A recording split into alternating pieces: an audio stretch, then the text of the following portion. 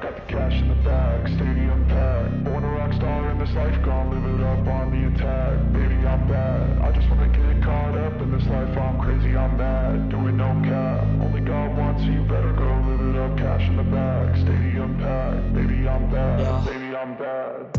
I just wanna stay bad, stay mad. Chip on my shoulder cause they treat me like an outcast. I ain't gonna take that, stay back. I'll be swinging hard till the hits come in all caps.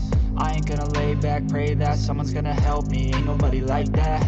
I ain't gonna wait, that's all fact. Give me one shot and I'll never get the throne back. I'm sick of being cautious, I'ma go cause some pain, can't stop this. I'ma steal everybody's lane, call it shoplift. Sick of hearing everyone complain when they thoughtless. Taste the pain, it's like candy canes. It makes me go change into a better frame, into a better name. Society's insane, we all live for fame. Yeah. Cash in the bag, stadium packed. Born a rock star in this life, gon' live it up on the attack. Baby, I'm bad, I just wanna get caught up in this life. I'm crazy, I'm mad, do it no cap. Only God wants, so you better go live it up. Cash in the bag, stadium packed. Baby, I'm bad, baby, I'm bad. I got the cash in the bag, stadium packed. Born a rock star in this life, gon' live it up. I'm crazy, I'm mad, do it no cap. Only God wants, so you better go live it up. Cash in the bag, stadium packed. Baby, I'm bad, baby, I'm bad. I got the cash in the bag,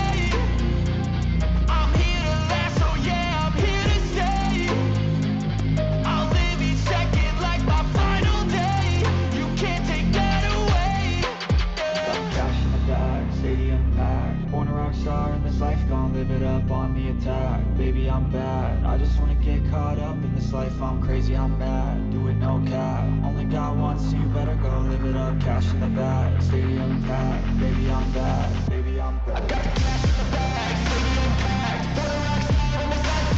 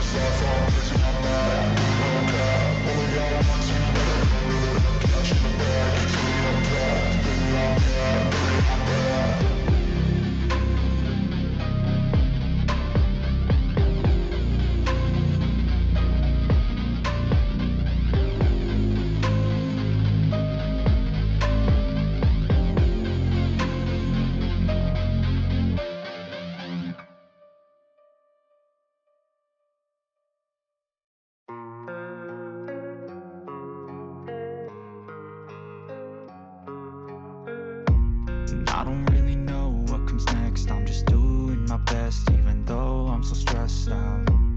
Everything just feels like a test that I fail, so depressed when I can't seem to get out. But something deep inside won't let me quit. I swear that I'm inspired by all this shit. Tell me that I can and I won't. That's what guides me the most. Fuck your lies, I'll do what I want. The gas in the back, never left, she's so bad. Can't hit the brag, the gas in the back, never left, she's so bad. Can't hit the brag, the gas in the back, never left, she's so bad. Can't hit the brag, the gas in the back, never left, she's so bad. Can't hit the brag. I'm inspired by thirst, I'm inspired by worth. I desire your worst, so you can just hide while I work. I ain't tired, you first. I'll write a second, third verse about the lies you go disperse. You never did shit, I know it hurts. Something deep inside won't let me quit. I swear that I'm inspired by all this shit. Tell me that I can and I won't. That's what guides me the most. Fuck your lies, I'll do what I want. The gas in the back, never left, she's so bad. Can't hit the brag, the gas in the back, never left, she's so bad. Can't hit the brag, Whole sports all plays. Whole sports all plays. Hard Sports All plays. 365, we making up plays. We talking the game, get you through the days. We're high in the court, the dime in the lane. Variety topics living the same. All presentation, sports information. Hitting the airways, taking the nation. Sport all plays, like working your faces. Grace at the field, so tie the laces. Hard Sports All plays.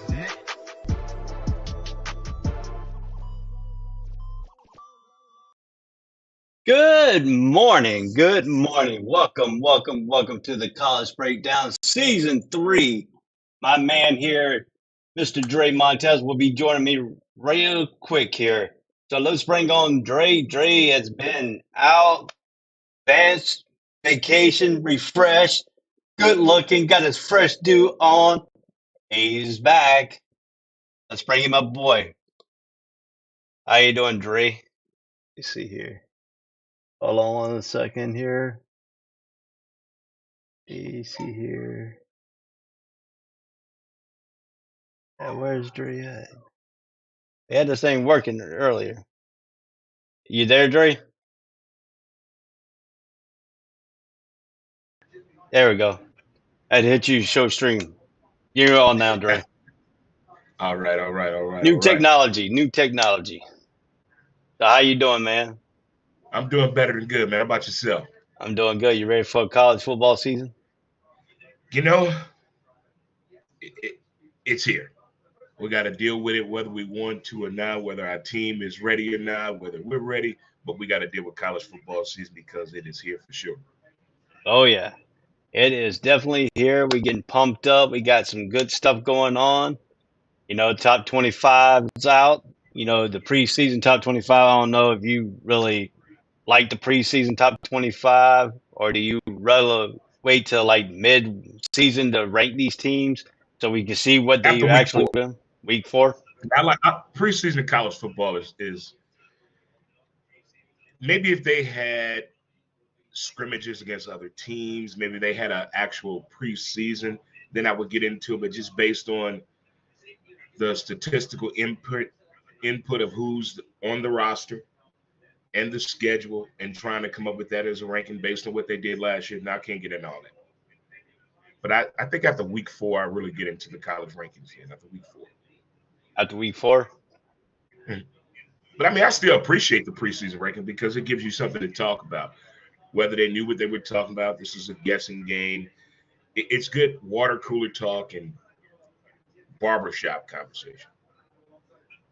I agree with you too. I believe so too. Let's go ahead and switch it to the top 25 right quick here.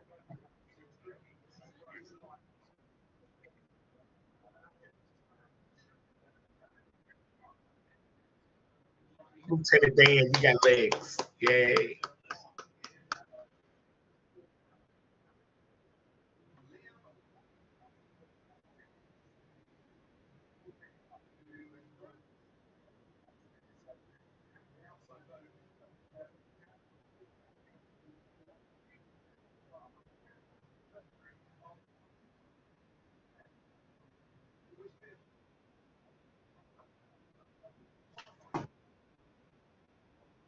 Let me take a look at this one more again here. Okay. I am, Georgia's going to be what's it. I mean, they are now solidified as running back you. Shout out to my good friend Cassie. She's a big fan of them. Michigan, I don't know. Is this based on the legendary coach, Mr. Captain Khaki Pants? The Ohio State University, I don't know. They're still left out on the building. Bama, I don't see why they're coming in that high right there. LSU, don't understand that one either. USC, it's all about Caleb Williams and the hype. I do believe that. Penn State, I need more information. Florida State, are you kidding me? Clemson, that's a joke. Washington, shocker right there. And why are people still trying to push this Texas narrative on us? Why? Why people? Because Texas has so much money in that endowment. Everybody think that's going to produce a quality product on the field as well as in the win column. But when it all comes down to it, Texas does the same thing every year. Nothing. So this preseason poll here, it's a lot to talk about. It's a lot to talk about here in this preseason poll.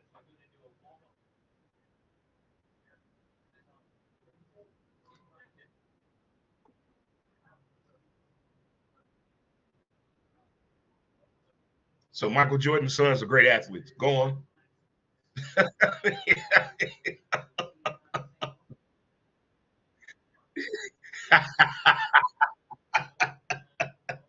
That seems to be a trend across sports. I don't care what nobody say.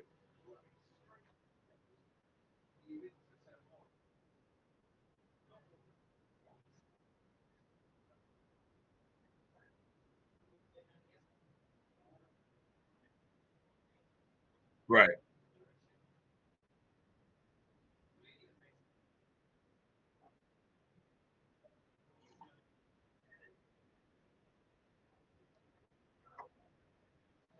Thank you.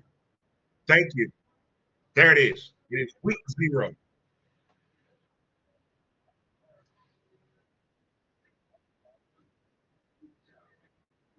Yeah, that's what I'm gonna call it too. We agree on that.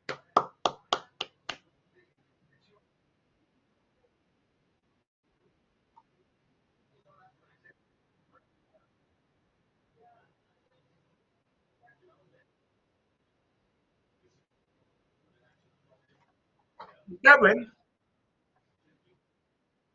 Anchors away, baby. Anchors away.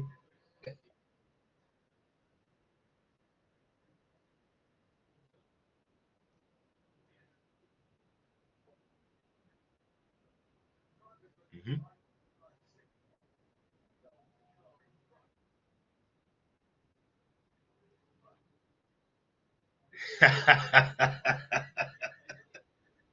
That would be interesting. That would be a sound heard around the world, that Mach 4 sound. Ugh, gives me chills right now. It's like saying the word Mufasa. Ooh, say it again, Mufasa.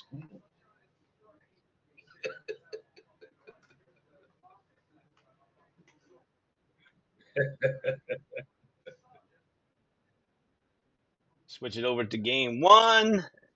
And let's get my boy Dre back up here again.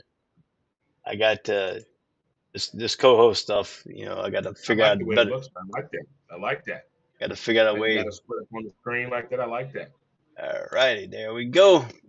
Now we got Dre in here now. So now Dre's can see the template here. Yes, we have Yeah, all new templates here for every game. It takes me a few minutes to get Dre on here to see the templates as we do got it. the switches and stuff like that. We have the away team is Navy, the Midshipmen, against the home team, number 13, Notre Dame, the Fighting Irish of Notre Dame. What is your take on the Navy and Notre Dame game under the new head coach for Navy? No matter what Navy plays, everybody always reverts to the past, what Navy is known for. But I see a new thing coming with all the service schools this year, starting off with Navy.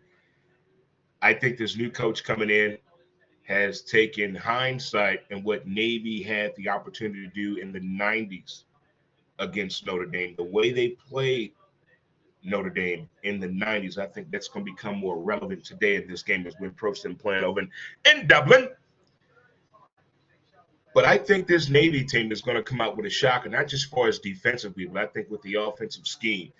It's a predictable game when it comes to the service schools. I think this could be the year we change all that up.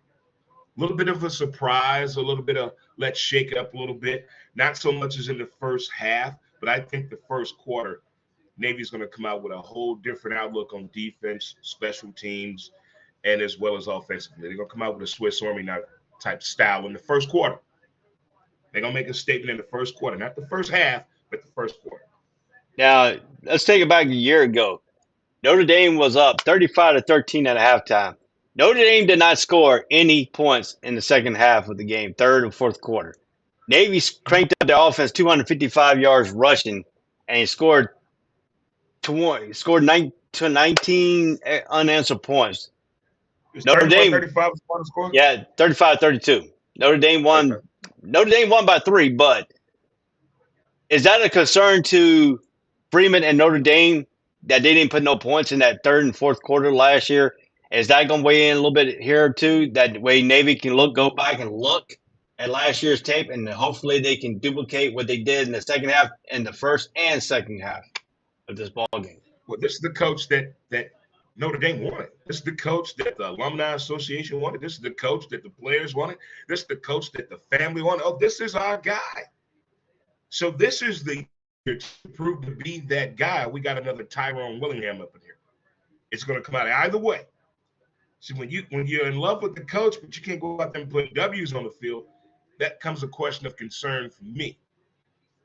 So I think this game is more important to Notre Dame than it is to Navy midshipmen, to me. If this supposed to be the guy you guys wanted at Notre Dame, there's no more Rudy. There's no more of that. This is the year for Notre Dame to do it with this coach, his philosophy, and that family style. Oh, well, I'm going to dab up everybody. I'm a player's coach. Bullshit. Prove it to me. This is the year. So I think Notre Dame has more to lose by the point differential and the overall outcome of the game based on anything coming into this game. Yeah, week 0, Notre Dame has a lot on the line to me. I think there are more alumni and more questions coming at the coaching staff in this week 0 than if we go to week 5 in college football. Now, since Navy, Brad Newberry is the new head coach, and they went out and got Kennesaw State's offensive coordinator, Grant Chestnut. Mm-hmm. Is this going to still be the same offense that we've seen through Paul Johnson, I can't pronounce his name, Naloa, and now Brad Newberry? Will he change that up a little bit? I think they went and got an offensive coordinator that can put up points in the school nobody really paid attention to since the days the receiver from the Buffalo Bills. Didn't he come out of Andre Reed? Didn't he come out of Kennesaw State, I do believe?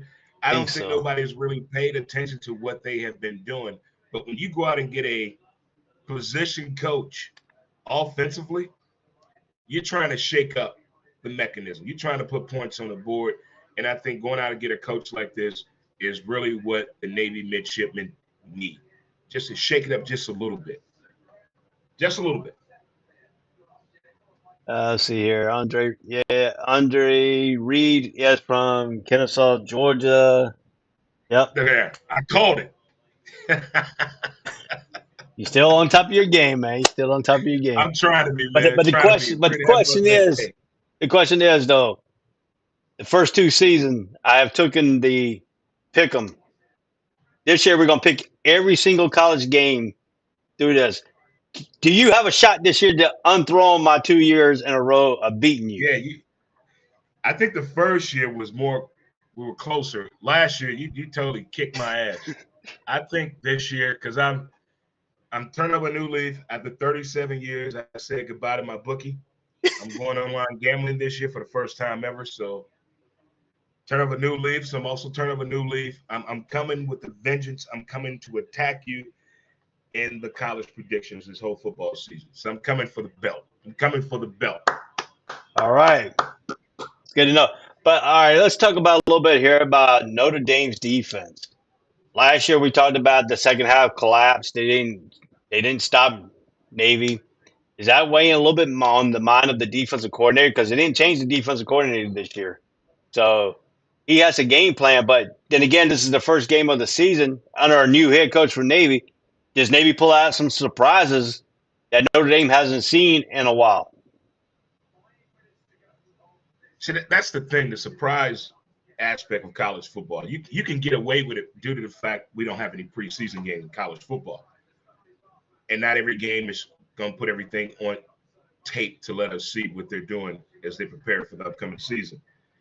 But again, getting this new offensive coach, of course, the epitome of surprises in the bag. That is the beauty of this game. This is the beauty of this matchup. And the fact they're playing already in Dublin, I'm liking this. I think this is an advantage point for the Navy midshipmen. But again, Notre Dame can look back at last year and they know what they did wrong. They played lackadaisical, experimenting, putting players in, Kiki and Ha-Han on the sideline, not taking it very seriously. I'm quite sure that ride back home was not a good conversation for the defense, offense, nor special teams or coaching staff because everybody took their foot off the gas. And you cannot do that in college football. It's just like playing a video game. 2 minutes seem like a whole fourth quarter. And that's the way Navy needs to look at this whole game. Ball control, field position, and opportunity. Those are the three key winning moments to me for the Navy midshipmen today. All right, let's look at the outline here. Most people are predicting Notre Dame 38, Navy 18. The line on this game is 20. What's the over-under? The over and under is they don't say the over and under in this one. They got the line at negative 20. Oh, the over and under is 50.5. See, I like that. I like that 50.5. I like that. See, that's see, back in the day, I would say, get Twan on the phone. But the reports they have, the ATS confidence out of 5, they're only getting a 2.5.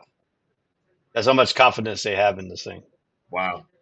Because of the collapse in the second half. Navy does it all the time, and so Notre Dame is just a bigger point in this too as well.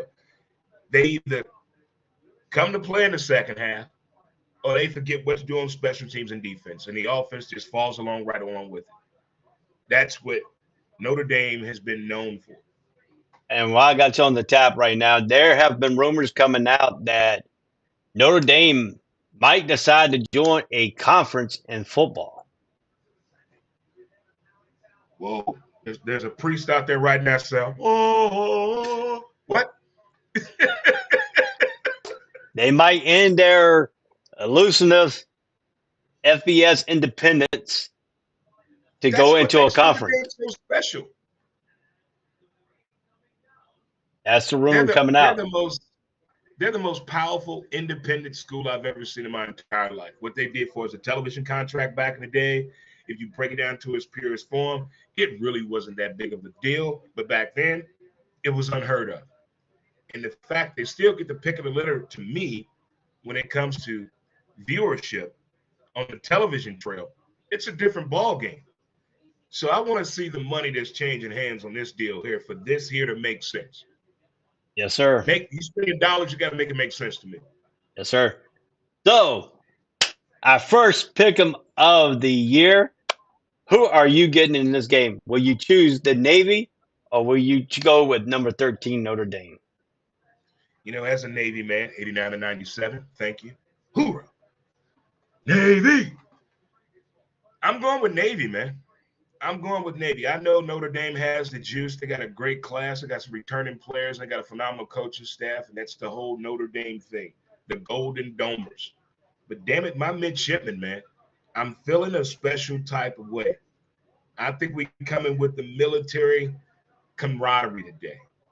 And I think we got a lot of support over there in Dublin. So does the Irish, the Notre Dame, the Golden Domers. So I think this game here could be a very fun game to watch on television, if you feel what I'm saying. But I'm going with Notre Dame. I'm going with Navy. Well, thank you for your service, but I also served in the United States Navy from 1992 to 2012, 20 years. I am also going with Navy because I don't like Notre Dame, and that pick is for you, Tim Henderson, who is a Notre Dame fan, who is a friend, who is in the Navy, who was in the Navy, so I'm sticking with Navy. There you go. There you go. And a tribute for you coming back, Dre. That's a tribute for you here coming back. Peace, my brother. All right, we're going to move on to transition. We're going to transition to the number 2 game of the week here for Saturday. Let's transition over there. Let me get Dre into this one. It is UTEP Miners versus the Jacksonville State Gamecocks. Not South Carolina Gamecocks, the Jacksonville State Gamecocks. Ooh, have you ever been to a Jacksonville State game? No, I have not. Okay. Have you? All right. No, I want you to fill me in a little bit about that school. They ain't the South Carolina Gamecocks. I don't know how good their stadium is. Bryce Williams Stadium for the Gamecocks is not very good, but we'll see how this one comes out to be here. The UTEP Miners will go into Burgess Snow Field in Jacksonville, Alabama. You can see this game at 5:30 on CBS Sports Network. See, got it all. I got it all there for you, bro. Look at Got you. it Look at you. all there Breaking for it you. on down. We got television timing for you, game matchup. Look at the new templates. My man been working in the office. Well, next week is going to be a challenge because next week we got over 100 and some games, and we got to pick out. We're going to have to sit there and talk. We're going to have to pick out games that we want to talk about. We can't choose all Right. 106, but we can do rapid fire with those. But we're going to continue right along because we got 24 games to pick today. Well, we got 7 games today, 11 games for Thursday, and we have 6 more games on Friday that we have to go and talk about today too. So we're going to try to get all 24 of them into this broadcast today. So the UTEP Miners and the Jacksonville State. What do you know anything about Jacksonville State? Because I sure don't either. I've been to Jacksonville, Alabama before during my days of playing softball. Shout out. And UTEP, now I used to love University of Texas El Paso. I used to love that school, man, from the baseball aspect to the football aspect. But I think when they got into a little bit of trouble, I think in the mid-'90s, something kind of fell off right then. They tried to come back in the early 2000s around that BCS shit. But Jacksonville State, I don't know that much about them at all. Well, I'm going to give you some information and maybe we can make some intelligence about them. A PBS moment of the show. Get around, Yeah. boys and girls, and listen. Well, we're going to first start with UTEP here. Today, obviously the game is at this is a Conference US team that aren't going to beat Jacksonville State unless they can stop the run. So we know Jacksonville State is a running team. Does that kind of jar your memory a little bit there? A little bit. Okay. Well, UTEP will be. Can they stop their running game? That's going to be the question because UTEP last year had a hard time stopping anybody rushing the attack. The Miners against Oklahoma, the team ran over 200 yards against the defense that Oklahoma team did against the UTEP Miners.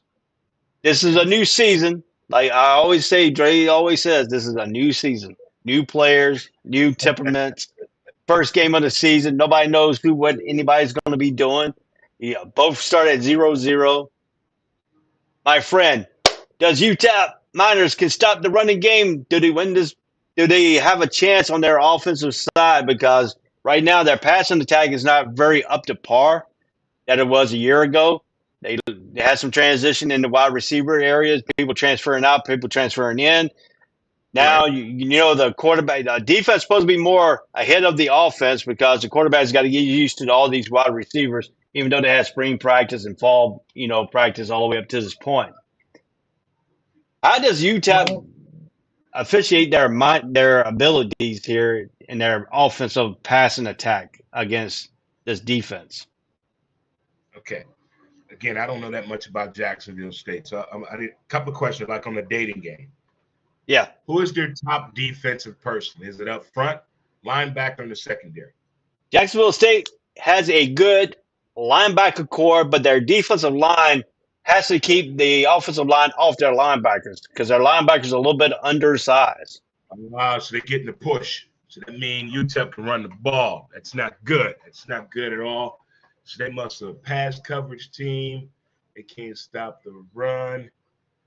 So they're weak up front, but the linebackers are good. They got 2 solid linebackers. It could be turnovers if they go to the pass, but if they run, look like UTEP has the advantage. A lot of pancaking going on. Let me get 2 sausages with that, please. Just based off of that, I'm a little scared of the defensive front of Jacksonville State. I know what UTEP can do offensively with the ball in the air. On the ground, I'm not too sure if they're really good at a running team. What they run average like $120 last year game. Yeah. Rushing. So that could probably go up like 10 yards or down 20 yards. It's good. You keep them out of 150, they could possibly challenge this game, Jacksonville State. The UTEP has a good special teams, and that's still real prevalent today. This get interesting on the ground as far as the running game. I'm curious to see what they're doing in the first half running. Okay, now, does this coach scare you anywhere on his attack? Jacksonville State's head coach is Rich Rodriguez. Hell no. My man from the WV. My man from the WV. No way. Yeah. The Rich Rodriguez attack is still great at getting quick players into opening space and has a Yes. veteran line, the dangerous quarterback Zion Webb, and a loaded group of backs who should be able to tear off yards in chunks. This changes the whole narrative. Rich Rodriguez is the coach of Jacksonville State. Yep. This changes the whole game plan.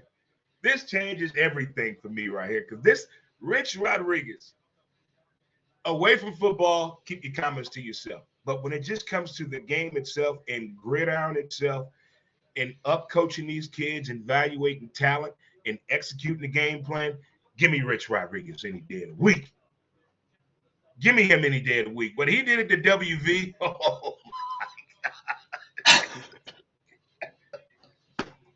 They have one little insert here. It says that UTEP's defense will be good. Yes, it comes up with its share of big stops, but the Gamecocks had a slew of downfield threats in the receiving core too. So, does that change a little bit of your dynamics here? It does, because Jacksonville State now, offensively speaking, they're going to move that ball. Because that's what RR does. He knows how to move that ball. He knows how to utilize the talent that he has and give them confidence while in the game, if that makes sense to you. He gives them confidence in the game. Yeah. I like this whole scenario and the fact that he's with Jacksonville State. Just a little push, little name drop here and there. I bet his name is on the marquee. Rich Rodriguez presents Jacksonville State. I mean, that's the biggest name in Jacksonville State right now. It probably is. I bet a lot of people are like, who? Herman, who's that? Who's our coach again? Yeah, I bet that's going on this morning at the barbershop at the local diner with the sheriff. So if you look at this game here, this is the two tails of the tapes right now. UTEP's defense, they have to stop the running. Because Rich Rodriguez likes to do the play action pass. If that running game gets down going. But Rich Rodriguez also came out and stated in the news in his press conference that don't be surprised if they run 6 or 7 differential screening plays just to get the quarterback confidence. Oh, I like that. So, I like that. Zion Webb is a dual threat quarterback. But don't mistake, he's got legs to run, but he also has an arm. How tall is he? I have to get put me on the spot again, man. Dang, you always do that. Let me bring up the roster. Anywhere between 6'3" and 6'5", we got a problem, Houston. Let me bring up that roster right now. Quarterback, Zion Webb. Let's go to Zion Webb stats here. Zion Webb. He is 6'2", 201 pounds. Oh, okay. But he's my height. He's Dre Montez's height. I can take it. I don't think he's going to be that much of an issue or a problem, but he can be a significant difference. If you follow the game plan, take what is given to you. That is the key to me in college football, week 0 to week 4. Take what's given to you. If it's not there, don't do it. Their running back is Anwar Lewis. The starting running back is 190 pounds, 5'8". The bowling ball right there. But the best offensive lineman is Traylon Brown. His height is 6'3". Offensive line, he's the best. Yep. He got to be inside. He got to be interior lineman. There's no way he on the outside. He played 10 games out of 11 starts last year. He got injured the 10th game of the season. That's a little bitty fella to be on that line. Man. He's 6'3". He must have a big ass. Wide at the hips, thick in the thighs. Let's see. He's 310 pounds. Shit. He's from Spartanburg, South Carolina. Hey, he eat chicken and gravy and waffles all the time. Meat and potatoes, mama. He played at Fort Union Military School. I know where that's at, yeah. I've been there too. My mom threatened to take me there when I was little. What you do, Ray? I was running the streets. I was a missive kid. All right, let's look at this here. Jacksonville State is favored by 1. The over and under is 52. Ooh, I like that too. The final score they have Jacksonville State 30, UTEP 27. I know it's early in the year, man, but I'm going with Jacksonville State on this. You going with Because of Jacksonville Rich State? Rod, man. I love Rich Rod, man. That is my dude, man. Again, minus what he did off the field when he owned the data in his car, that's none of my damn business. But when you in that uniform, you talk to them players, give me the RR any day. Give me Rich Rod. Give me that dude. I agree with you too. I think Jacksonville State at home is a much tougher team. UTEP on the road, not so good. The running game is going to be on tag. If Rich Rodriguez does what he said in the game plan is to run 6 or 7 different screens to get the confidence in his quarterback to his wide receivers. Once that gets clicking, all floodgates could open up for Jacksonville State at home. But Rich Rodriguez, I think he's going to turn his coaching career around a little bit here. I think there's now no more pressure on him. He's not at a big time school. He can sit back and relax. He can get back and relax and get back to coaching the way he always wanted to coach with no pressure on him. I think that's a big key there for this ball game. So, let's move right along here. With number 3 here. Game number 3 on the day for today is the UMass University of Massachusetts Minuteman versus New Mexico State, the Aggies. This game is in Aggie Memorial Stadium in Las Cruces, New Mexico at 7 p.m. This is a night game. This is an ESPN game. This is a primetime game for two colleges that are in a Power 5 conference. So they get the limelight early on ESPN at 7 o'clock. So what is your take on this game today? We know I'm still upset in my feelings at New Mexico State for what happened with that whole program last year. They had some shenanigans going on with that program, and nobody's really telling us what really happened. So I'm a little upset with what's going on with that football program. I need a little bit more clarification. Are they cleaning things up? Were there any reprimands? What's going on? They're going to tell us about it. There's no way all of that is going on and nobody's saying anything to the actual public on what's going on. But I want to see what's going to happen. When the school goes through stuff like that, I want to see how these kids are going to rebound. Because not everybody can get into the transfer portal. Not everybody can do that. It's not as easy as it may seem to everybody else. Some of these kids are locked in due to traveling restraints on their parents. Maybe they have a kid or a girlfriend or wife in the area and don't want to leave. So I'm just really looking at how New Mexico State is going to rebound from all the shenanigans that happened last year. As far as UMass and football, I can't do it. I can't do. We're gonna try here. This game last year was played up in Minuteman country.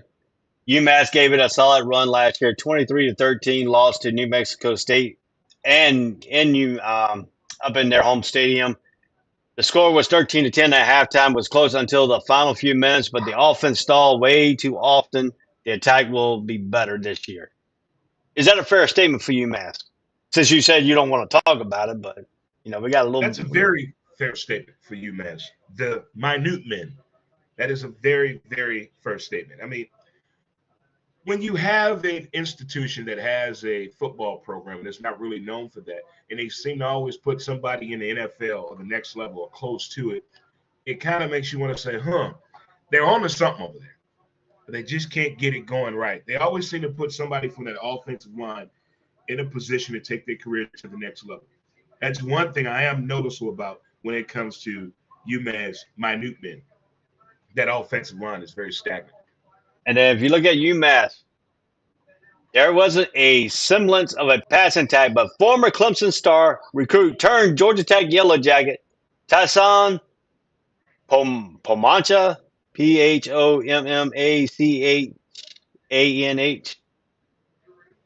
improves the quarterback situation for UMass. Since he went into the transfer portal, they upgraded the wide receiver spots for UMass, a veteran offensive line, like you said. Okay, running back rotation. But New Mexico defense improved, but is missing most of the top playmakers in the linebacker core. The corners have to improve. Can they make big plays or three? So on. So the top stars for New Mexico from the incident you talked about, shenanigans, they have been suspended for this game and I think the next game too. Good. So they're gonna be without their top linebackers and most of their playmakers on defense this year. But head coach Jerry Kill, we know he had seizures up in Minnesota. He's now the head coach down here in New Mexico last year. They have a good quarterback in Diego Pavia. He is a baller who should be a pain in the side of UMass linebackers. So, what do you make about Diego Pavia, the quarterback? The quarterback from New Mexico State? Yep. I think, again, with the suspensions and trying to turn a negative into a positive in college football, sometimes it can be a challenging thing when you put it on the shoulders of these kids. Somebody has to be a leader. You got to block out the noise, freeze the mechanism, and go play football. Sometimes it's hard. Sometimes it's really easy to get to. But in a situation like this, in this matchup in week 0, this could be a teachable moment for the underclassmen at New Mexico State and look at future leaders on that team if they can somehow go out here and put out a positive game with wiping out the noise. I wouldn't try to do too much. Again, it's cliche as it may sound. Take what's given to you. Let the game dictate itself. Those are the best things I can say to anybody in week 0 that's trying to wipe out the noise or make a statement for themselves if they in a transfer portal and everybody's looking at them to be a leader. This could be one of those games where action speaks louder than words. True. That is so true. That is so true there. I'll give you that on that one. But I look at it this way here. If you look at the way they're predicting the score, New Mexico State still got enough talent. They beat UMass. They got a score of a 31-13. New Mexico taking it again. Only giving UMass 13 points what they scored last year out of this. But new transfer portal, so we got new players. We don't know exactly what's going to happen here. The line of the over and under here is 44.5, and New Mexico State is favored by 8. What's the over under? 54? 44.5 is the over and under. That's pretty low. Well, I mean, last year, look at when these two teams played last year. They only scored. New Mexico had 23 and UMass only had 13, so that was right at 36. So, what week did they play last year? Week 1. Damn. You mean nobody in the scheduling committee could figure that out? We can't do this again? It's a home and home. It's a home and home situation. I swear, man, the things that are going on in sports, nobody saw that. We played them last year, same time. Come on now. Yeah. So who you take? New Mexico State on this one. So far, we're agreeing right now because I can't pull myself to go with UMass. Not in football anyway. The only way I could go with UMass if Teddy Dupay and Marquise be all you can be is there for the coin toss. That's the only way I can go with UMass. All right, we're gonna go to game number 4 here. Dre, I'll have to get you set up again here so we get you all set up here on this thing here. Let me bring your screen back up here. Not mine. Dre. We're groovy, baby. Groovy. All right, settings. And then we're going to put you where you can see it. There we go. Already in the building. My man Dre, we got Ohio, the Bobcats versus the Aztecs. So you got a Bobcats versus the Aztecs. San Diego State in football. We ain't talking about baseball and Tony Gwynn and all that stuff for San Diego State. We're talking about football. Even though Tony Gwynn could look like he could play offensive lineman, but anyway, he's talking about baseball, but this is football. So, my friend, This is going to be played in San Diego, California at 7 o'clock on FS1. How do you take this Aztec team and this Bobcat team? Ohio Bobcats sounds like a cover band for Sly and the Family Stone. I just know that the Aztecs always have a decent offensive line, interior receiver, or slot receiver, and a running back. That's all I've always known about that football program since like the 90s. And when you're known for something, I don't think too many people try to take it away from that character. Everybody kind of gravitates to that school because they're known for that. And I think at San Diego State has definitely stood their fair ground when it comes to that. I'm staying with that. I want to see what more can that running game do. And I just see a little bit more flexibility with that offense this year. I want to see what they can do with the ball in the air. I know what you can do on the ground, but show me a little bit of consistency with getting the ball in the air. Yeah, Ohio Bobcats last year was 9-5. San Diego State was 7-6. The Ohio star quarterback Curtis Rourke is still getting past a torn ACL, but he is expected to roll for one of the best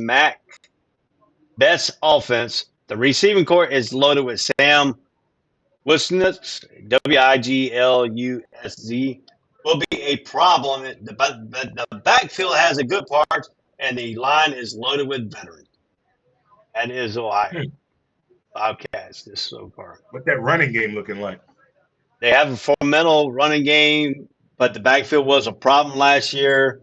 But then when Curtis O'Rourke got torn his ACL, that took the whole team a little bit prominent because they were winning. They were 8-2 when he was in there, and then he got hurt, and they finished 9-5. So they finished. Here's my question. In college football, there is no preseason games. It's just preseason rankings. Inter-squad games. Do you really think they go 100% in the inter-squad games? No. In college football? So that's why I think college football should look at it, because there's been a lot of key injuries to some high-profile players, and with this NIL deal in place now and all these possible shakeups in conference play, could it possibly come to the committee to possibly thinking of letting these kids play one preseason game to get them at full speed? Because if they're going full speed in week 0 to week 2 and look at the injuries that do occur, could that possibly become a conversation piece in the offseason? Because I'm thinking about that. If they had a preseason game, just one, what could that do? Could it hurt the game? Could it improve the game? If you look at that scenario a little bit here, high school football, I know state of Florida does it. They have what you call a kickoff classic type deal. It doesn't count. It's just one game played on the first Friday of the week of the year last week. So it didn't hurt the high school type deal. Do you see college football doing a kickoff classic type deal, like a preseason type? Or do you see them go with the NFL type where they take your first opponent or some opponents come to your college and you go to their college and practice with each other? To see that point of view too? The inter-squad practice game that the NFL does to take away from that 4-game preseason? Yes, because they play 3 now because the league went to 17 games now. But with college, I think that'd be probably with in-state schools, I could see that. But as far as going out of state, out of conference and all this, no. I don't see. I think in initial stages in the beginning, as far as the presentation, to sell this to college football, I would do interstate scrimmage games. And I think that would be more of a full speed scenario, as into, because right now they're having inter squad games. That's, to me, you're practicing to be scared because nobody's going full speed. And we want to see the full speed. We want to see what this kid can do. Because here's what we hear in week 0 to week 2. Oh, I saw this kid in practice. He's explosive. How? How was he explosive in practice? How did he look good in practice? Nobody's going 100%. So they kind of contradicting themselves when it comes to that. But moving forward, I can see this happen probably 4 years down the line, especially if the realignment of all these different football conferences doesn't happen to the appeasement of the money people in college football. Yeah, I look at that too, but let's get back on track a little bit here with this thing here. San Diego State, they shouldn't be a high flying shootout. San Diego State will be a more physical team this year, grind and fight. What style of play here between these two teams will win? Will it be the physical play or will it be the Bobcats finesse with all their talent on the offensive line to take care of that physicality and have that passing game going for the Bobcats against these I think Aztecs? that week 0, man, trickery probably worked the first 2 possessions. Let's try this. Let's do a little flash here, a little pizzazz. But I think when it comes down to it, simplicity of the game matters. And I think San Diego State really solidifies that in staying in the confines of the game, keeping it a simple game plan. Don't get overwhelmed if you see a flash play, a trick play, a reverse, or a flea flicker. Just stay in the game because mistakes happen in week 0 because people get greedy. They didn't see that linebacker. They didn't see that safety slide up. They didn't see that linebacker slide over.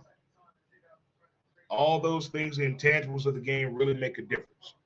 And I think San Diego State has the more experience when it comes to situations like that.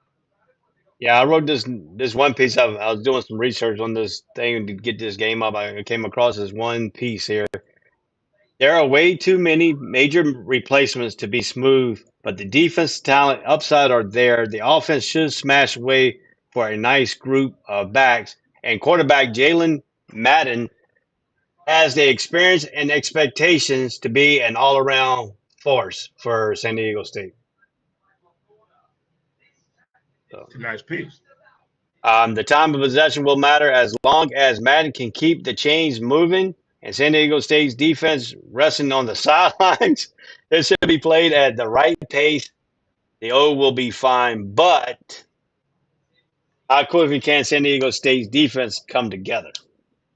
So they have questions on the defensive side. Mhm. Offense is there, but the defense is not there. Is it due to inexperience? Transfer Uh, portal?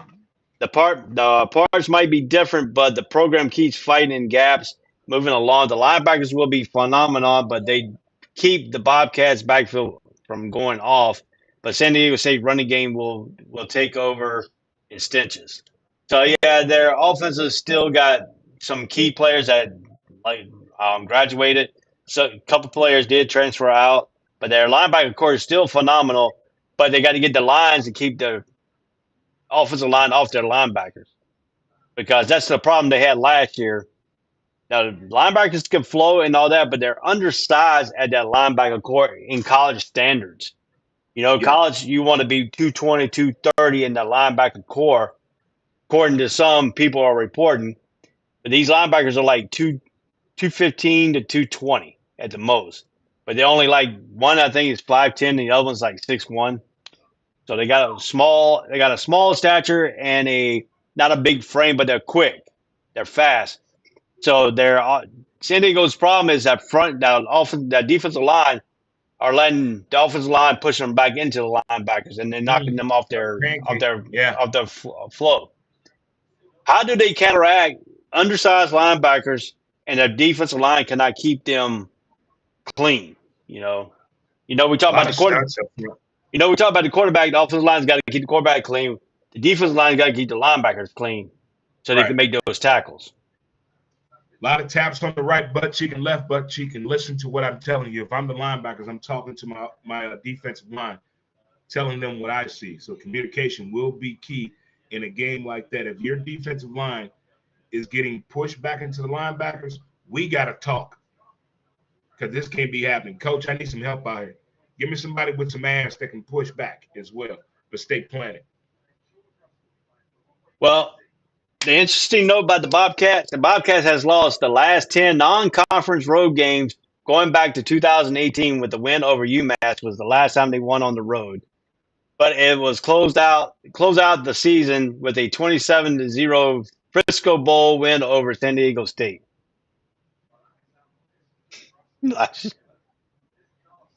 So they snapped the 10-game road streak with the Fiesta Bowl 27-0 win over San Diego State. Right. So this could be a revenge game for San Diego State at San Diego. San Diego's kind of tough at home. Does the home field of play advantage here for San Diego State, or does the Bobcat don't really care? I don't think the Bobcats give a damn. I think this is one of those week 0 games where San Diego State is trying to make a statement game.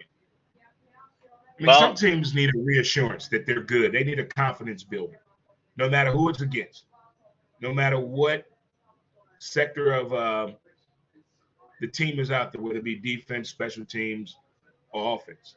Somebody is trying to make a statement, make a play, motivate the team. And I think San Diego State is in that position in this game. Some programs have been forgotten about. People don't give them clout, no cap. And teams are using this right now as like a stepping stone, a pushing point, a statement game. We're better than this. Here's what we can do. Yeah, I look at it this too. They are predicting San Diego State 23, Ohio 16. San Diego State is favored by 3. The over and under is 49.5. And that over and under is predicated to that Fiesta Bowl where Ohio beat them 27-0. So. You go to a bowl game, you get shut out. Oh, there's been some cussing going on there. The confidence for this game here is set at 3 out of 5. The rating is a 3.5 out of 5. So, I mean, it's not a very big game for FS1 to put on with the ESPN. I think ESPN game might be a little bit more competitive, but this game could turn out to be a much closer game than what people think. So, I'm going with San Diego State. You're going with San Diego State, and this will be that first pick that we are different. Okay. Because I'm going with the green. I'm going with the Bobcats. We're going with the green. The Bobcats. All righty, my friend. I'm glad you put that on because that's leading us to our next game. I knew it. Our next game is game number 5. There you go, man. Here you go. I'm about to bring you on to let you see where we're going. We are going to Nashville, Tennessee, where the Hawaii Rainbow Warriors will travel from Hawaii all the way to the East Coast. Well, almost to the East Coast, to Nashville, Tennessee, to the country place. They're going to play the Vanderbilt Commodores. Nash Vegas in the building. So, the big Nashville here. You know, it's going to be a Hawaii flavor in Nashville. I have been in Nashville. I've been a couple times. You know, I also been to Dollywood and Pigeon Forge, and I've been to Memphis. Pigeon Forge. Yep. Dollywood itself. Yep. Well, my friend, we got an SEC matchup against a Mountain West team. What a disparity here. Even though it's a lower tier SEC team. Yeah. But Vanderbilt showed some flashes last year on the non-SEC schedule. What we look for Hawaii and Chang in his second year at University of Hawaii, do we see that passing attack from Timmy Chang that was there when he was there? Or are we going to see a mediocre Hawaii team traveling from Hawaii to almost the East Coast? Totally different time zone. Hawaii can chuck it. Hawaii's always had a quarterback since I'd say the June Jones days. They can chuck the ball in the air. The thing is the defense. The defense is the issue each and every time with Hawaii. Hawaii can put up 50 points, but the defense will give up 52 points. That's the thing. That is the only thing I can see the issue with any Hawaii matchup. And then they have always been under fire since what happened in that Sugar Bowl against UGA a few decades back, well, probably a decade and a half ago. How that nightmare turned into be an embarrassing moment for college football, but making that matchup right there. But moving forward and staying on pace with this matchup here, It's going to be an emotional thing for Hawaii. When something happens in your state that everybody knows about, everybody looks to the sports team to shift the attitude. And I think this could be one of those moments. In fact, that it's being played in Nash Vegas. That's a good thing. So this could be an actual home game for Hawaii, especially when they take the field. The uproar in that crowd, it's going to be right there with them. Yeah, this game is at First Bank Stadium in Nashville, Tennessee. It's 7:30. This is on the SEC Network. My question here is Hawaii is still in work in progress, but the starting 22 will be better and overall production will be more consistent. But it's starting the season against a defense bent on getting into the backfield more to fix one of the major glitches of 2022. But if Hawaii quarterback Brandon Charger is under any sort of consistent pressure, the pass game won't work. It's not going to be sharp enough to start the season. But the Rainbow Warriors running back, they have a good one, and Talon Hines is a good one, but he's not enough to carry the entire offense if Vanderbilt can get up early. That's going to be the key for Vanderbilt, is get up early and putting pressure on the quarterback. They can't let the quarterback of Hawaii sit there in the pocket and start picking them apart. If they do that, Hawaii could get the confidence. You know, by half, what they say, if you travel a long ways by halftime, if you got confidence you're still in the game, you're able to move. The third and fourth quarter will take care of themselves because you're now in the game. Your body has now come from that 6-hour delay. Well, it's 5-hour delay because it's an hour behind East Coast time. Yeah. So if that is the case, the third and fourth quarter will take care of yourself because your body will get used to it by the third and fourth quarter. But Hawaii always been there since Tuesday or Wednesday. Yeah, Hawaii travels. When they travel to like East Coast stuff, they usually go a long ways. Because I know from facts that when I lived out there, I talked to some of the head coaches back in the floor. Time I asked them the travel part. How do they travel? The school lets them get out on a Monday of the game. They call ahead of time and dedicate a high school to see if they can use their facilities to practice from Tuesday on down to get their body used to it. That's the only way they do it when they come to the East Coast. And some people do it, and they actually provides and it gives them the confidence. But they played I think they play in the NFL park. I don't know if they play in the Vanderbilt itself, but I think the Titans gave them some of the practice facility of their practice when everyone there. So I think that was very nice of them. So if you look at it here on the field, Vanderbilt awful last year meeting. Hawaii got up 7-0 on Vanderbilt, and then very bad things happened. Up 14-10, the Commodores ripped off 49 unanswered points to win 63-10 last year in Hawaii. Damn. Vanderbilt got 400 yards. All that happened, but they scored 35 in the third quarter. But their quarterback, A.J. Swan, the Vanderbilt offense won't rip off 600 yards like he did last year. 35 points in the third quarter. What the hell happened at halftime, Coach? What did you say to them? Just like your leg. Just like your leg. Your leg fell off your head, man.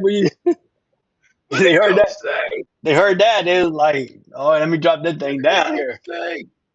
Yeah, the Commodores, it was 14-10. They ripped off 49 unanswered points. 35 came up in the fourth quarter. But A.J. Swan ripped off 600 yards, against his team. The Hawaii defense will hold its own for a bit, but the offense won't be able to take advantage of its opportunities. They sound like Vanderbilt's defense is like all Tennessee, all Alabama right now. They're like a chameleon, though, man. Vandy only shows up when Vandy wants to. Is it? I can't figure the football program out. I really can't. They have talent down there, but it seems like the talent is being coached by the wrong person. Or the talent can't get hyped up enough unless it's important to them. You ever play ball with somebody, they don't ball out all the time. They only ball out when it's important to them? Well, I can say I did. I can say I did in high school, but it only took them one game to show me that he wasn't going to put out. And then in practice, We did the That's for sure. old Oklahoma drill, and I beat him into it. And he was a defensive lineman. I was a linebacker, and the coach looked at me Mhm. like, "Are you serious? You going to challenge him?" I said, "I want to challenge him." I kept putting him on his butt, and everybody. And this guy dude was like 300 pounds. I kept putting him on his butt, Strong side. and the coach looked at him and says, "You letting a 210-pound guy who's 5'10" putting your 6'1", 310 pounds on the butt like that?" Woo. And he looked at me. He looked at him and says, "You should be pounding him in the ground." So the next practice, he came and challenged me. Same thing happened again. I put him on his ground. I said, "Look, dude, I'm gonna tell you. Your weakest part of your game is you have no heart. You have no feeling. You have no things. We got to have you to clog that line up. If I can't Isn't that beat what you, Gene Hackman said in the replacements? if Said I Coach Jimmy McGinty, what's the problem? He said they have no heart. so what I did was to get his attitude changed was I went down to the JV team, pulled out 2 JV players, and told them that you're gonna play varsity football this week and you're gonna start. They looked at me. The coach looked at me like, "What?" I said, "Yeah." I went down and pulled out. It only took him one game after that. Found out a JV player is going to take his spot. That he got his attitude right. But just like you said, the chameleons are two different things. I think they look at the jersey, who they playing. They get up for Mhm. okay, we can beat this team because they're playing Hawaii. They look at the team, but when they get play Yep. like Alabama, I think they get tentative and get scared because of the name on the jersey. They got a Mhm. team that they can Yeah, figure they can beat. Vanderbilt plays great against them. Then the next week, they're not playing so great.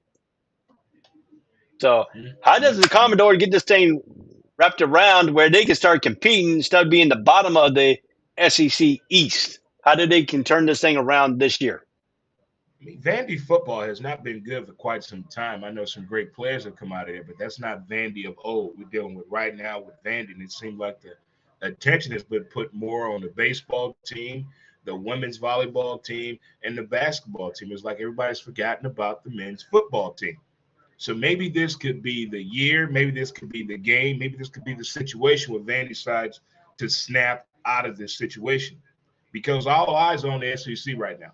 It's the only conference with both parents at home, it seems like. The rest, there's a single parent home, the rest of these football conferences out there.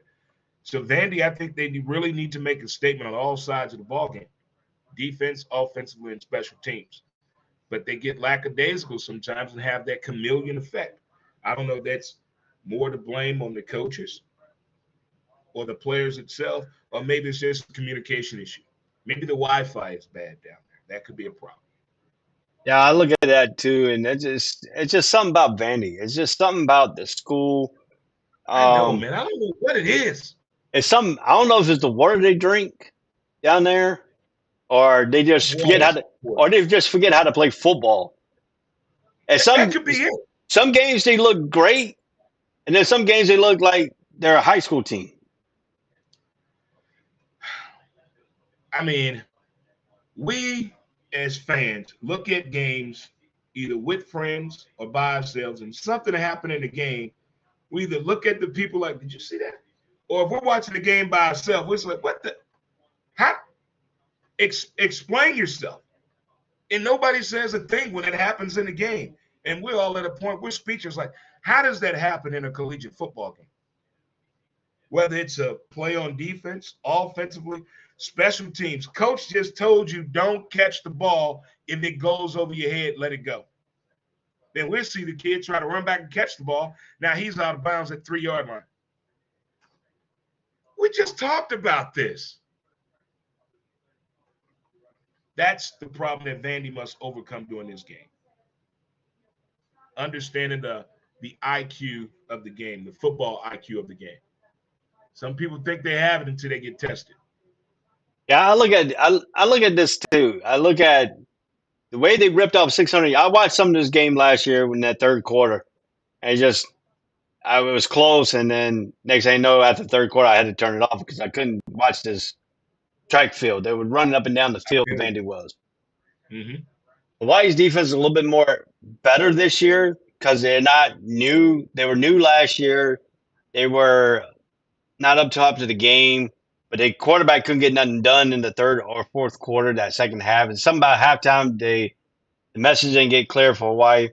This year is going to be a little bit different, but now they're playing all the way over here in Nashville, and that travel distance between Hawaii and that. The people Yeah, are here. The people here are saying that Vanderbilt is going to win 38-13. I think Hawaii could get a little bit more than 13 points if they go back and look what failed them in that third and fourth quarter right. and come up with a different game plan type deal. The line on this game, over and under, is 55.5. Vanderbilt is favored by 17.5 points. When's the last time you see Vanderbilt favored by 17.5 points? A bye week. Actually, I heard they lost one of the bye weeks.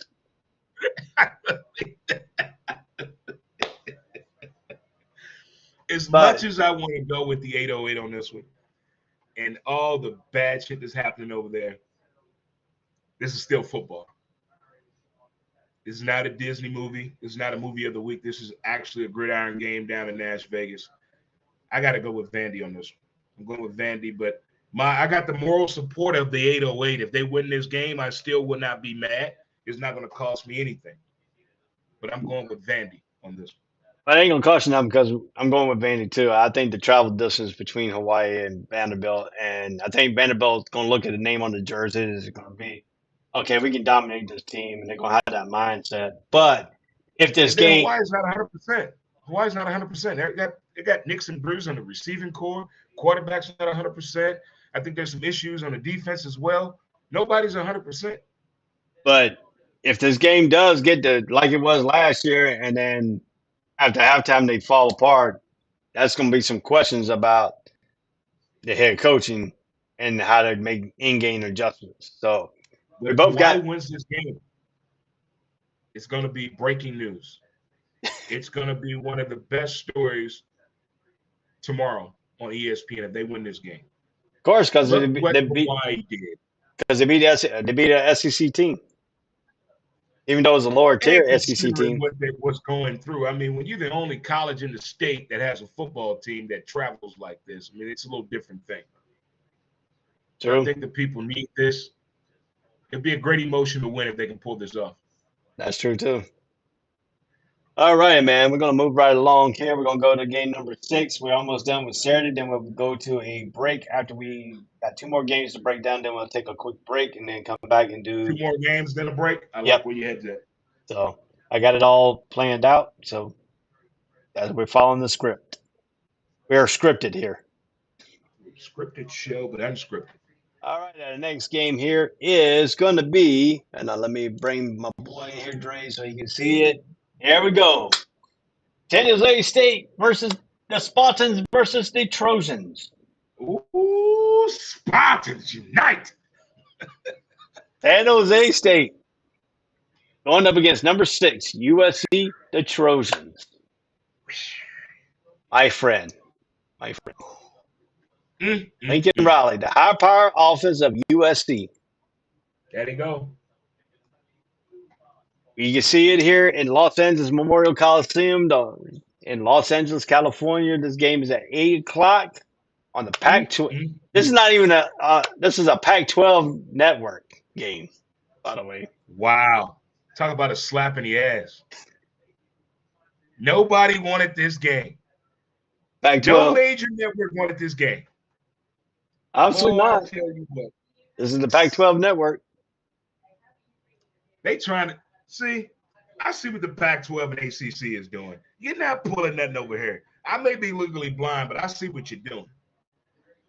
But if we look at it this way here, San Jose State, they have Chavez Cordero is a dangerous veteran quarterback with a mobility, all-around playmaking ability to keep the Trojan defense on its heels.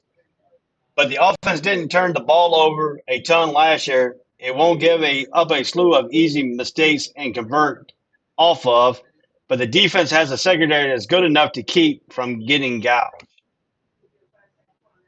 for San Jose State.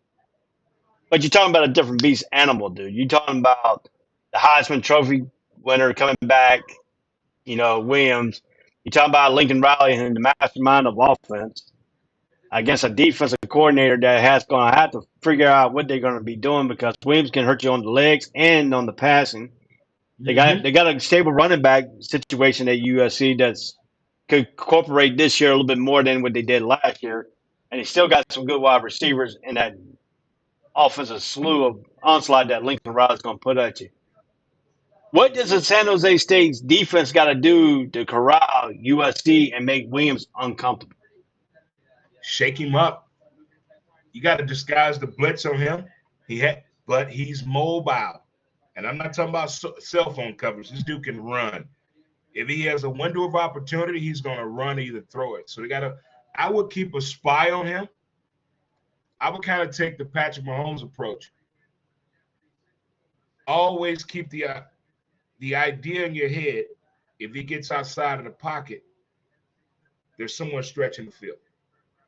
Yeah, and keep a safety back and keep a spy on him. That's what I would do. You're not going to be able to rile him up too much. His composure is great up under pressure. And that running back and tight end that they have is always there for him as a backup plan. If he can't get it going on his feet, watch the arm because he's a dual threat for sure. And with his football IQ and having a coach like Lincoln, Riley, two wrongs don't make a right, they make a left turn or a U-turn, depending on what state you live in. But this could be that make or break game. Is the hype too real for Caleb? It's not a national televised game. It's not a high-profile moment, but it's a game that people are going to pay attention to, considering what Caleb did last year. The projectile numbers on this kid for this year is through the roof. Now, if he pays attention to that, it could be an issue. But if he keeps his composure and just, hey, it was just another trophy on the board, let's go after this. What's his goal list for this year? What's his thing? What is Caleb trying to do, and does it start with this game? My question to you is, he has one Heisman Trophy winner on his belt. You still got this stink of Archie Griffin, who went back to back. We have not seen that in a while. Last time a person that had the opportunity to do it did not capitalize on it, did not do it. Could be the same filter here? Could this be the Heisman jinx again of you trying to get back-to-back Heisman trophies? And what kind of pressure will that put under him if he's trying to be that person to tie Archie Griffin's 2 consecutive Heisman trophy? I don't think that's the pressure with Caleb. I think the pressure on Caleb could be, and USC and Lincoln, believing Riley, could be the national championship. That's where the pressure is at. The pressure is on going undefeated. The pressure is going on what that USC team did with Matt Leinart. That's where the pressure is at, being compared to that squad. See, USC puts pressure on themselves. They don't compare themselves with other teams. They compare themselves with in-house, what previous teams have done before to dome the name as the USC Trojans. That's where it relies at. Lincoln Riley's job is to get them out of that and concentrate what's on the board, national championship. So the pressure of him trying to do what Archie did for as winning back-to-back Heismans, no, I don't think it's there. I think them going undefeated and get the national championship, that right there is the key. How much pressure is USC in because they're the part of the deal with Oregon and UCLA going to the Big Ten possibly next year? How will the season be to try to capture that last Pac-12 championship for this team? I don't know what they're trying to base it. They're trying to on the numbers of the game, the revenue, the financial fall of it, meaning that, or competitive edge as far as a whole, what the Pac-12 can do as far as the regular season, and even when they get to bowl season. How big and important the Pac-12 is going to be. I mean, this is not the 60s, 70s, and 80s anymore. This game is transitioning each and every year, and we know where the action is at. It's in the SEC. But they're trying to get it off of that and take it over here to the left coast. And it starts right here with Caleb and Lincoln, I believe, in Riley. It starts with them. They are in control of this whole situation for the Pac-12. Oregon had their shot last year. They fucked it all up for everybody. Pardon my French, but they blew it. They blew it. So now, with the returning Heisman Trophy winner and Lincoln, I believe in Riley, who got 2 houses bought for him, this is where it's at. They are the seasoning salt of the food, the main ingredient. This is it. This is it. And it starts right here with San Jose State. They have to approach each and every week, that being USC, as a potential game clinching moving toward a national championship. That's how I would approach each and every game if I was there. And if you look at San Jose State in this game, one thing that kind of quoted me out when I did a little bit of research here on this one quote came out here. San Jose State front that was among the best in the nation at getting to the quarterback. Should still be solid even with a slew of new parts. But we know Williams for USC is mobile. And the one thing when we were taught growing up playing high school football, because you had quarterbacks that run the ball all the time in high school, was when our defensive ends go up the field, got to go straight up the field, not coming diagonally to them with the rush like they normally do, go around the end and you have that angle. Yeah. They need to come up the field to force them back inside, and the defensive line needs to be really to shake their guys off to make that inside tackle. But that's why I was saying you got to have a linebacking spy. You got to have a spy to go with that defense approach on attacking Caleb Williams. I like what you're saying, though. If you box him, he has to move up. You got to have that interior lineman right there. But if he's missing, where's my linebacker? Where's my spy? And that's the key too, because I played linebacker in high school. Was even though you had them boxed in, you cannot overpursue a play of thinking, because you're getting yourself out of the line, because you're that next line of defense, and then your safety is the back line of defense. If Caleb Williams gets to the safety area, he's big enough to run the safety over, and it'll turn into a much bigger play. Right. What does San Jose State? Did they blitz? Did they blitz one of their safeties when they go to a blitz package? No. Or did they keep him back? Safety, he has the arm strength and the IQ. He gonna madden their ass. He will madden them once he see that safety slide up, because there's no way a safety gonna blitz from way back there. So he's gonna cheat a little bit. He gonna see them feet moving. He gonna give the head nod over there, and the receiver gonna do this. I'm gonna be open here in the middle up top. The minute that safety slide up, that's where he gonna see it. If I was them, I would blitz with a linebacker over anything, but I need that spy though, because what if he beats the blitz on his feet? Everybody else is man. So now that's what, a 20, maybe a 25-yard quarterback run. So that's where it's at right there. So I think everybody, when you play a quarterback with the caliber of a Caleb Williams, everybody has to stay home and do their job, because the minute one person fall off, that help is not coming where you think it's going to come from. And they have the speed outside. So you can't lack up on the receiving core. And you can't give up on Caleb on running the ball or using his football IQ. Yeah, if you look at USC's defense, we'll get to Cordero a lot. For all the problems, concerns, the defense was good in generating press rush for USC last season. Now the transfer portal was loaded line will be much better. The linebacker core has the upside to be fantastic, and the secondary has a group of safeties, starting with a star NFL prospect in Kellen Bullock that should be among the best in America. So now you got a star-studded offense now with a star-studded defense for USC. So USC's got talent all over the field. They should blow this San Jose State team out if the talent takes over to the talent that San Jose State has. But it'll also be a game where USC could come in overconfident. You know, they know what they did last year. They know what Caleb is capable of.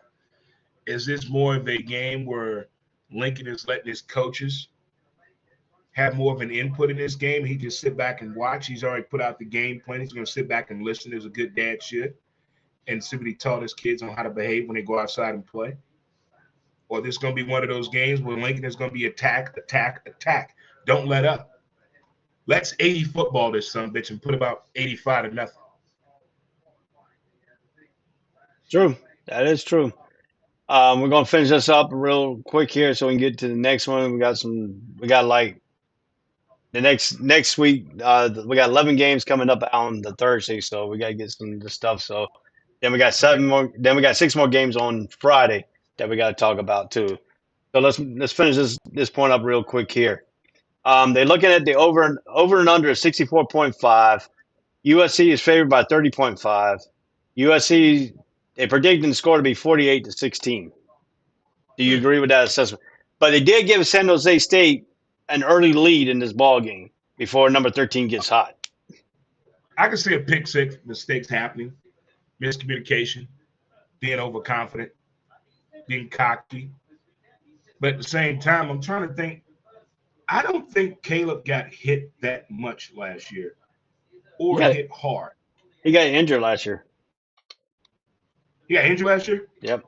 On his part due to a hit. Due to a hit. Okay, all right. So I'm not too concerned about the offensive line when it comes to USC. I think it's about the early mistakes and miscommunication, but I still think USC is going to win this game. I got USC. It's a statement year for USC. Yeah, I got USC beating them handily. I don't think San Jose State's got the talent to stick with both sides of the ball being up thing too. So we both got that game here. All right, my friend. We are going to move right along here. We're going to go to our next game. Game number 7, the last game for the day today. Let me bring you in here. It is Florida International Panthers versus Louisiana Tech, the Bulldogs. La Tech.